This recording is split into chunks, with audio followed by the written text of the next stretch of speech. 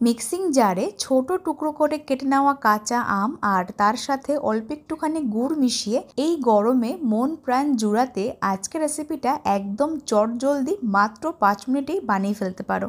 বাড়িতে যখন তখন অতিথি আসলে আজকের রেসিপিটা অবশ্যই সার্ভ করতে পারো। তো চলো দেখে নেওয়া যাক ভিডিওটা। তার জন্য আমি এখানে একটা ছোট সাইজের কাঁচা আম নিয়েছিলাম। পরিমাণটা প্রায় দুজনের মতন করেছিলাম, সেক্ষেত্রে একটা ছোট আম নিলে হয়ে যাবে।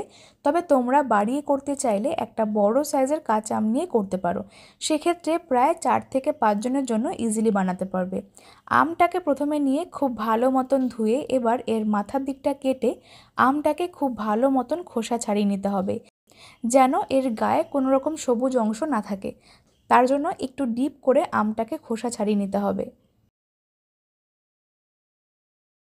আমটা খুব ভালো মতন খোসা ছাড়িয়ে নিয়ে এবার একটা ছুরি দিয়ে এরকমভাবে আমটাকে বেশ কয়েকটা টুকরো করে কেটে নিচ্ছি। খুব একটা বেশি বড় না, আবার একদম ছোট না, এরকমভাবে মাঝারি সাইজ রেখে আমটাকে কয়েকটা টুকরো করে কেটে নিচ্ছি।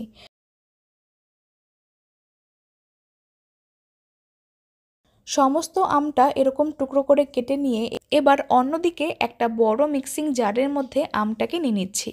সমস্ত আমের টুকরোগুলোকে অ্যাড করে এবার এর সঙ্গে একে একে অ্যাড করব স্বাদ অনুযায়ী গুড়।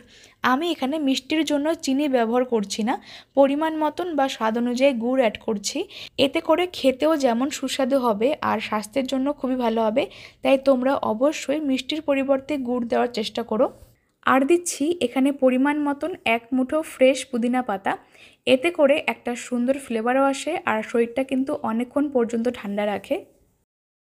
তার সঙ্গে অ্যাড করব অর্ধেকটা পাতিলেবুর রস, স্বাদ মতন খানিকটা বিট লবণ আর অল্প একটুখানি জল দিয়ে খুব ভালো মতন ব্লেন্ড করতে হবে।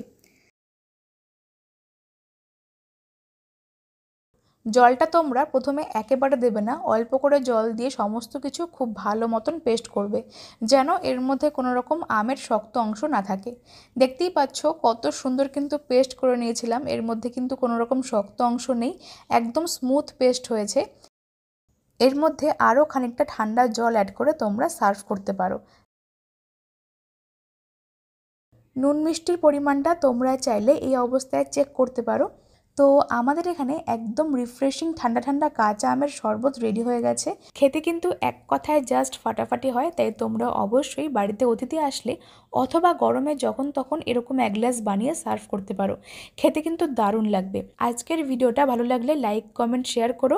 রেসিপিটা ফেসবুক পেজ থেকে দেখলে পেজটিকে ফলো করো, আর যদি ইউটিউব থেকে দেখছো তাহলে মিতাস ফুড জোন চ্যানেলটিকে সাবস্ক্রাইব করে পাশে বেল আইকনটা প্রেস করতে একদম ভুলো না। আজকের মতন এই পর্যন্তই। তোমরা সকলে খুব ভালো থেকো। ধন্যবাদ।